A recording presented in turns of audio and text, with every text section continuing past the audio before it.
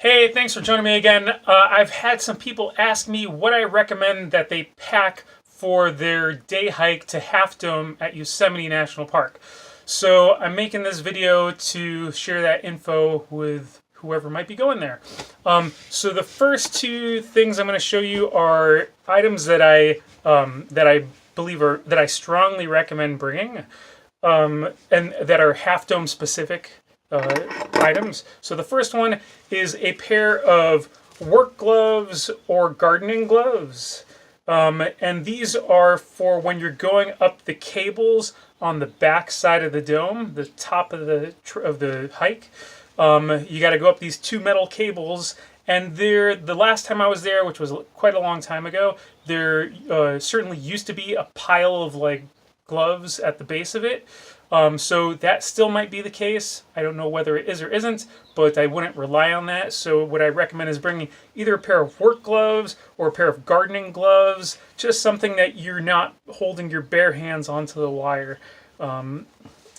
Strongly recommended. The next thing is another safety item, which you can buy these materials for under $15, I believe.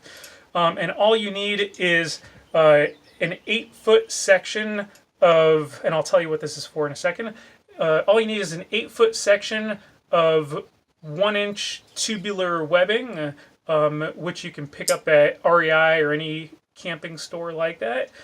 And it doesn't have to be tubular webbing. It could be any length of rope that that can bear your weight. But about 8 to 9 feet is ideal. And then 2 weight-bearing carabiners. These are the oval style ones. No locking gates or anything like that. Just easy clip on and clip off. And I'll show you what you're going to be doing with all this. So basically what this is, it's to make a harness for going up the cables. It's a safety harness. So that if, God forbid, you accidentally lose grip on those cables, that this will save your life. If you implement it. So basically all you do is you take the 8-foot section of webbing, and you at each end you make these loops, okay? And then you're gonna clip one of these carabiners onto each end of these. These loops don't have to be as big as I have them. They could actually be, it would probably be better if you just made the knot closer to the end so that it, won't slide around as easily as this. And basically what you're going to do with this is you're going to take this and you're going to tie it around your waist. Now I know you can't see this because it's out of the camera frame, but basically you just tie it you can tie it in a knot. It doesn't have to be super tight, okay? I'm going to actually tilt this down so you can see that. Okay, so you tie that in a knot around your waist, loosely, not super tight around your waist, and then you can tie it in a second knot, okay, just so it's in place. Now you have these two leashes with these carabiner clips at the end, okay? I'm going to pull this back up so you can see me better, and I'll have to crouch down. Okay, so what you're going to do with this is, as you're going up the cable, so when you start, the climb up the cables, you're going to clip both of these onto the wire, okay, onto the cable on one side. You're going to, so these are going to be, you're going to let go of those, they're going to sit on the cable, you're going to shimmy your way up to the first 2 posts, okay? When you get to the post, you're going to unclip only one of these, okay? Clip it onto the other side of the post. And then once that one's clipped in place, you're going to take this other one that's still behind that post, and you're going to unclip that and clip it in front of the post as well. Now both of these are in front of that post. So then you continue, you shimmy up the way to the next one. And then when you get to the next post, you're going to just keep doing the same thing. And then, and basically what it is so that at all times, at the very least, you're clipped with one of these between your body and the cable, so that if you lose grip, you're not going to fall very far. And on that section, that is a life or death situation.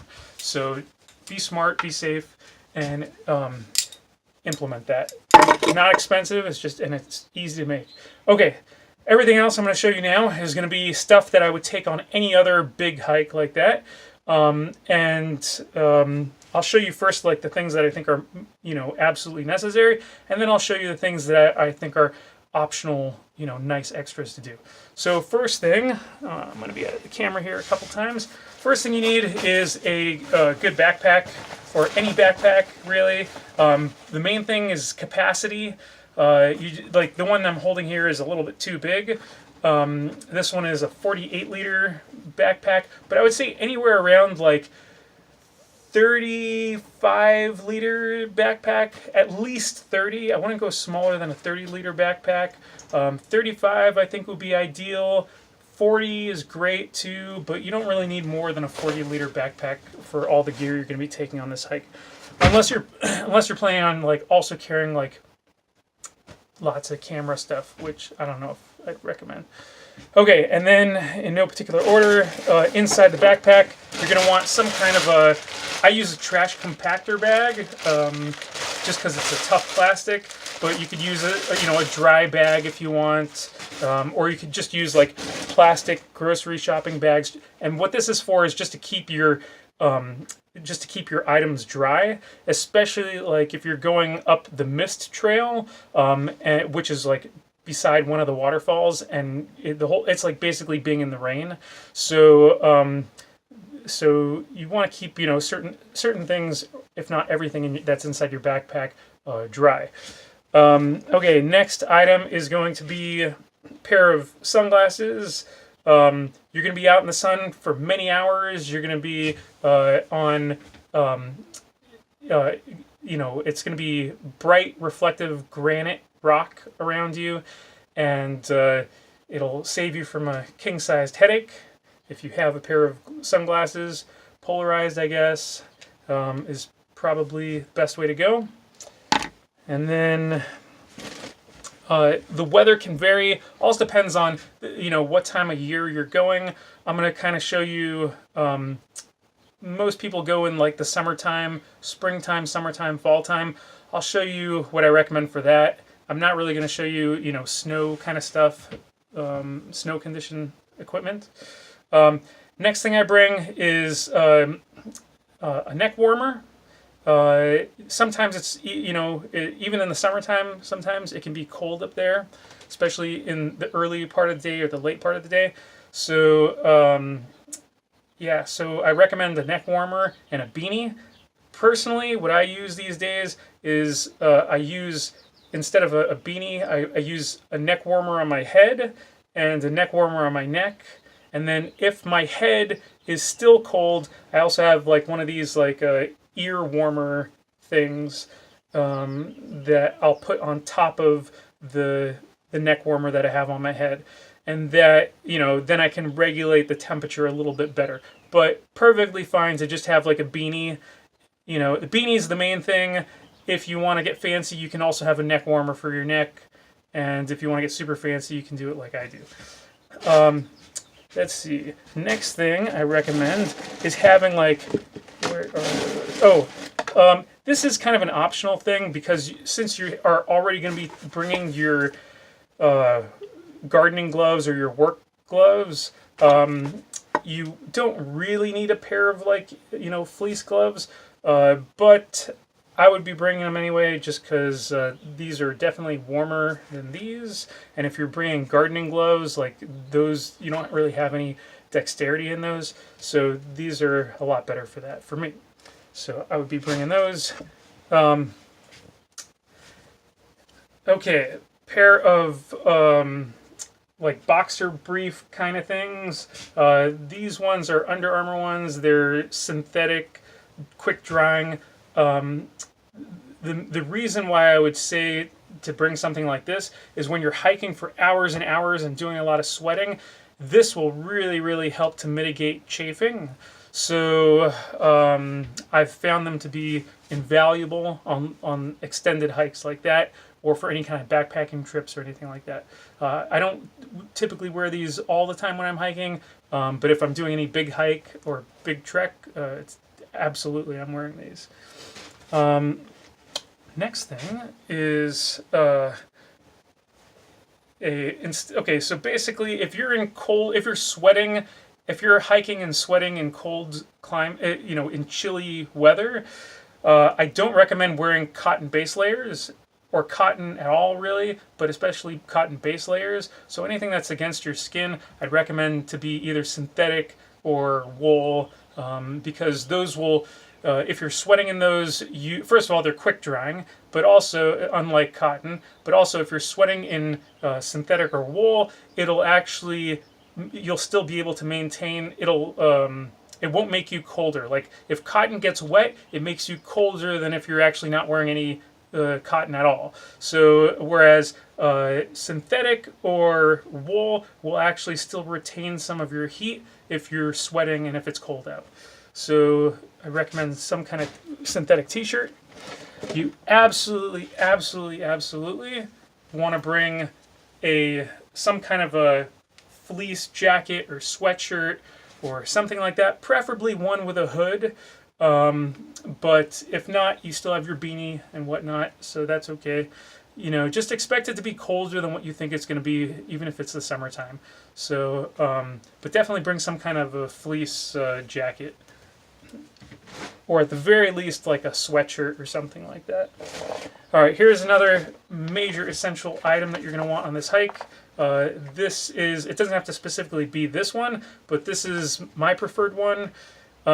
It's a water filter, okay? So the one that I'm using here is the Catadine Be Free. It comes in like 3 different sizes. This is the 0.7 liter, because I got it before the 1 liter came out, but if I were to get another one now, I would probably get the 1 liter. They also make a 3 liter version.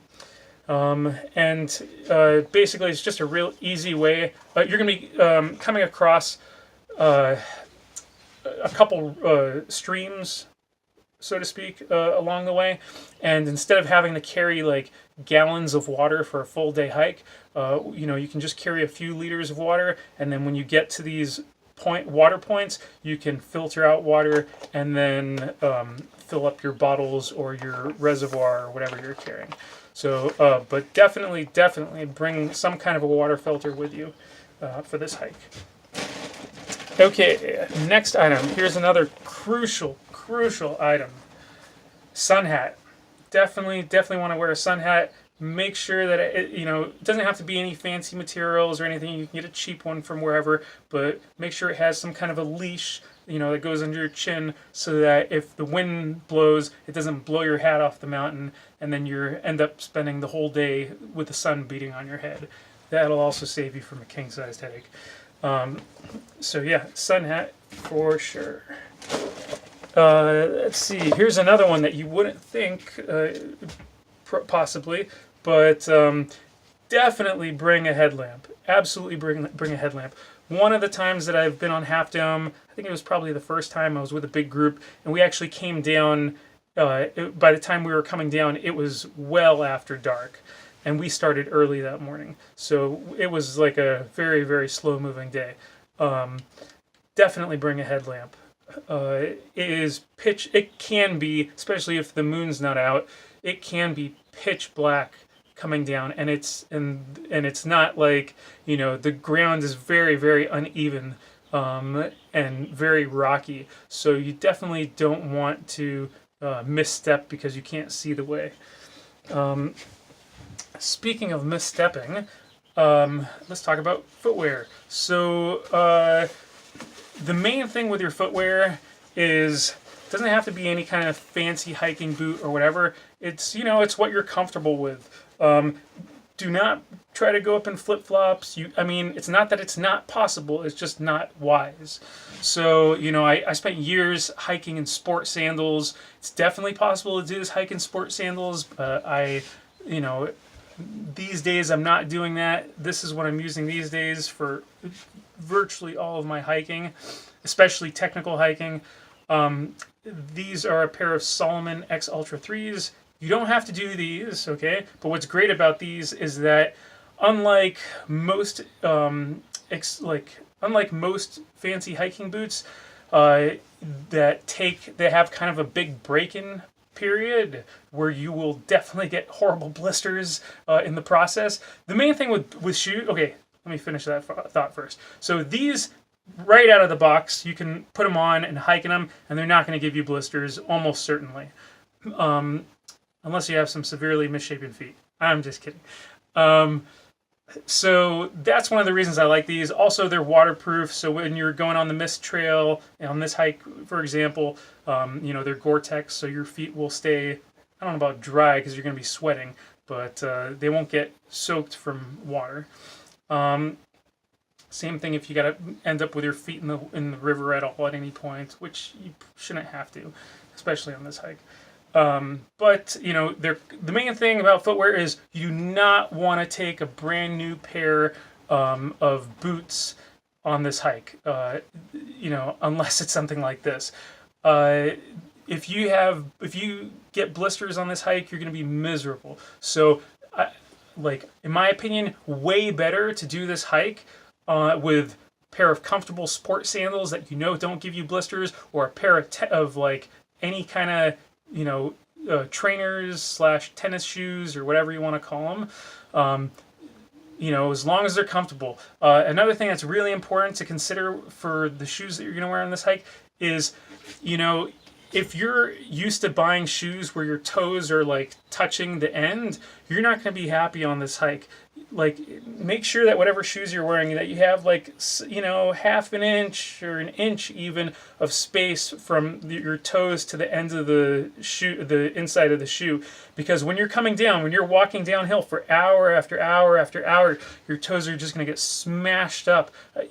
Unless you have that extra space, your toes are going to get smashed up against the front of your boots, and your toenails are going to be screaming at you, and you're not going to have a good time. So the more things you can do to feel good during the hike, and to avoid unnecessary physical pain, the better off you're going to be, and the more you're going to enjoy this hike. So, and footwear is one of the most important things, because every step you take, you're going to feel it. So definitely wear some comfortable shoes for that. Okay, still on footwear, I recommend also to have some socks, and even an extra pair of socks. You'll get to the top and you might find that you're ready to switch out. So any kind of synthetic or wool socks I recommend. I do not recommend wearing cotton socks for this. It's not that it's not possible, it's just not optimal. So, if that's all you have, then fine, but at least bring an extra pair of socks. Ideally, 2 pairs of wool socks, and you'll be golden. Another thing that's a good idea that's optional, but it's something that I would be bringing, is a pair of sock liners. Most of the time I just wear sock liners as socks, but they can also be used to help mitigate if you start feeling hot spots or blisters, or maybe even before you start feeling hot spots or blisters. If you want just another layer of sock between your foot and your boot, a lot of people will put these on, and then they'll put their regular socks on, and then they'll put their boots on over that. If you are, shopping for a new pair of boots or whatnot, or footwear, just make sure that they're not super tight fitting. Your feet are going to swell on this hike. Or any hike that you're going to do, for multiple hours. So consider that, and also consider how many layers of socks and whatnot you're planning to wear on it. Next thing is mountain money, toilet paper. You can do toilet paper roll. You can do, tissues, whatever it is. You can do rocks. Or you can do it Eastern style with a water bottle as well. Basically, you know what I'm talking about. To clean yourself, when you use the restroom, so to speak. Just make sure you bury it, deep enough. Or actually, you know what? I'm not really sure what the current regulations are around there. So make sure. But the main thing is, if you are still allowed to do it, to do that there. They might even make you carry They have these bags, they have kitty litter in them that you can buy at REI, and some places like Mount Whitney make you carry those and use those. but I don't know whether or not that's the case these days in Yosemite and on the Half Dome hike. It might be. Just look into it before going. But if you are allowed to use, to do your business out there in the woods still on that trail, just make sure that you're, look up what the guidelines are on it and make sure that you're far enough away from any kind of source of water, because you don't want to be filtering water downstream from somebody else who's, using the bathroom too close to that stream. And neither does anybody else. So just make sure that you're being responsible with that. Another thing that's really important to take is what I highly recommend is a hard case for your sunglasses of some kind. This is so that when it gets, either when it's early in the day or when it's later in the day, and if you don't want your sunglasses falling off your hat, or however, basically when you're not wearing them, you don't want to smash them. So basically, make sure you have some kind of hard case. I used to smash through sunglasses until I started implementing these, and I haven't broken a pair since. Next we have got. So this is like, it's not crucial, but it's I would recommend it. Always a good idea to keep a pen and some kind of notepad or some kind of scrap paper that you can write on in case there's emergency, or for whatever, or if you need to make notes, or if you want a journal or whatever it is. It's always a good idea to have that. So especially for kind of like emergency stuff. So yeah, that's a good idea.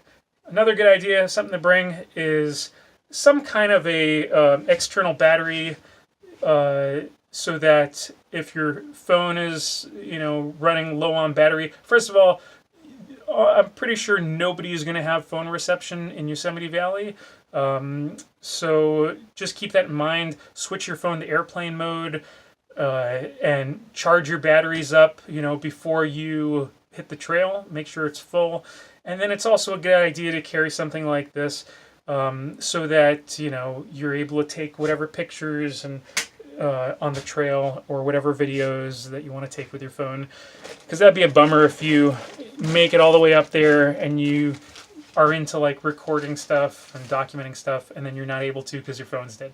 So just something to keep in mind. I mentioned it earlier, but here's like, plastic shopping bags, whatnot. Those will help keep your items dry. And let's see. Okay, so now I got like this little kit. This is kind of like, it's sort of like medical kit / repair kit, like gear repair kit. So sometimes things do break on the trail when you're hiking, and I've had that happen on like treks and in various odd places. So this isn't like, almost nobody is going to be carrying one of these, but it's something that I do carry when I'm on hikes like this. And what it is it's like a leather awl, like a leather punch, basically. And what it enables you to do is it's like has this like heavy duty cord that you can repair boots or backpack straps or anything like that might break along the way. Here's something. This roll is just about empty, but if you do, so this is like medical tape. It's like very sticky medical tape, and the main thing that I use this for is if I do start to get any kind of like hot spot or blister or anything on my foot, like very important, like immediately, as soon the first sign, the first feeling that you have of any discomfort on your feet, especially, stop. Don't worry about like delaying the group or the hike. Like, much better that you like handle your forming blisters and that you're able to hike comfortably than that you spend the next 8 or so hours miserable and making everybody else around you miserable too. So as soon as you start feeling a hot spot, some people use moleskins. I'm a kind of a sweaty guy, and I have, especially like my feet are super sweaty. So I just find that they don't really stick properly to me. This I find is quite a bit more sticky to my feet. But either way, whether you're using moleskins or whether you're using something like this, you definitely have to like clean off the affected area from sweat. And even if it's just, you don't have to use soap or whatever, just take some water, put a little water on it. At the very least, put some water on it. Wipe the area off of any sweat. Make sure you thoroughly dry it with part of your t-shirt or whatever, a napkin, anything. Make sure it's totally dry, and then stick this on it. Otherwise, it'll just, if you're trying to stick this directly over your sweaty feet, it's just going to fall right off, and it'll do nothing for you. So here's something else now. I used to carry a roll, like a mini roll of duct tape with me, because it's great for fixing kind of anything. And I still do. I just got this like roll of, it's called Tenacious, or I think it's Tenacious tape by Gear Aid, and it's kind of similar. I haven't really used this particular one in replacement of this yet. I've used this to like fix, tents and various things, and like patch sleeping bags and stuff like that, and sleeping pads. But those aren't really relevant for this hike. At the very least, it's a good idea to have a mini roll of duct tape, or if you have like a full roll of this athletic tape, then that'll also serve the purpose of whatever the roll of duct tape will be. And then, if you got a good roll of this, that's all you really need for this hike. Next, this is a really, really, really important item, in my opinion. Waxoline. It could also be Vaseline or anything like that. This is just the natural version of it, essentially. And what I do, so the obvious use for this is if you're getting chapped lips, or whatnot. However, even more useful than that, in my opinion, is the same thing as those boxer briefs, those synthetic boxer briefs that I was talking about, to mitigate chafing. If you start feeling any chafing, even if you're wearing those boxer briefs, add a little bit of this into the mix, and that'll really, really help. That'll save you from misery. So I highly recommend that, or something like it. Another thing that you can use is this is like Neosporin or Polysporin. It's just like an antibiotic ointment. That'll do the same thing for chafing.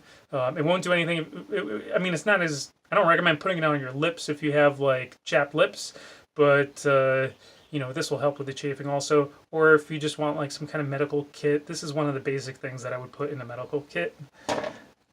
Some people are into like carrying Band-Aids and stuff, gauze pads and stuff. In my opinion, if you have like, your toilet paper or your tissues, and you have some duct tape or some medical tape, even better, like that'll do anything a Band-Aid's going to do on the trail, and better. So that's, all I think you need for that. I do carry some needles and thread with me, just because I have had to repair gear sometimes on the trail. This isn't the most crucial item, but I guess in theory what's good about it too is that it can be used for suturing. If you get like a bad wound or something, in a pinch you could use this to like suture yourself up. But then again, you could also just duct tape the heck out of your wound too, and that'll work for the time being. This is also, it's not 100% necessary, but it's something I do carry. Extra shoelace. If your bootlace breaks while on the trail, you could just tie the broken spot in a knot and keep going, and that might be fine. Not a bad idea to have a bootlace with you as well. And then here are two items that are absolutely crucial. So some spare batteries for your headlamp. So that headlamp, before you go on this hike, make sure it has fresh batteries to begin with. It's not going to do you any good if the batteries are low or dead. But then also just make sure you take an extra pair of fresh batteries with you. Otherwise, it's just, you know, a waste to carry it, and it's not going to help you. I also bring a lighter, and these two things I keep in like a plastic Ziploc bag, so that they stay good and that they don't get wet. And then the last item that I think is important in this, well, not the last item total, but the last item in this little bag is a little pocket knife kind of thing, multi-tool. It could be anyone. You know, the main thing that you want to have in it is a pair of scissors. Cool if you have a little wrench. I mean, a pair of pliers in it too. That's fine. A knife is cool too, but you know, maybe not absolutely necessary. The thing that I find is the most useful is a little pair of scissors. And so there's that. Now, so I mentioned before that you're going to be going up the mist trail, or possibly going up the mist trail. In which case, if you do, you're going to get pretty wet from all the mist, of course. So if you are going to be taking that way, and even if you're not going to be going that way, I'd still recommend bringing this. I always bring on a big trek like that, like this is a rain jacket. So highly recommend at the very least a rain jacket. I also bring rain pants. However, if you want to save some cash and you don't already have these, you can just get like a poncho. They sell these like $5 ponchos at any sporting goods store, and if you just need it for that section of trail, then that'll be fine. Or if it's an extremely hot day and you don't mind getting pretty wet, then don't worry about it. But I always like to bring rain gear with me on big hikes. Another thing you can do if the weather is kind of on the colder side and you think it might be cold at the top, you're probably going to want to hang out at the top of Half Dome for like an hour, maybe 30 minutes, an hour, maybe longer. Who knows? Everybody's different in that sense. Depending on when you're there and what the temperature's like, it could be quite windy as well. I like to bring an insulated jacket. It could be down, it could be synthetic, whatever you prefer. Just something that's lightweight and compresses small. Again, if you have the fleece jacket and you have like a rain shell on top, and if it's, you know, one of the warmest times of the year, and if you've checked the weather and you know it's going to be a warmer day, then maybe you can leave that one at home. But you know, and maybe I would leave it at home too in that case. But if the weather's anything cooler than that, I'd probably bring it. Here's another item that I recommend. So first of all, you're going to need to carry quite a bit of water, and so what I recommend is either bringing several water bottles, probably at least 3 of these. So each one of these are 1 liter. It doesn't have to be this brand specifically, but I like these narrow, tall plastic bottles. They're super lightweight, and they fit easily into your backpack. So I do like using those. And I would recommend bringing at least one of those so that, like, you know, even if you use a reservoir or something like this, then you can, you know, it's still kind of nice sometimes to bring some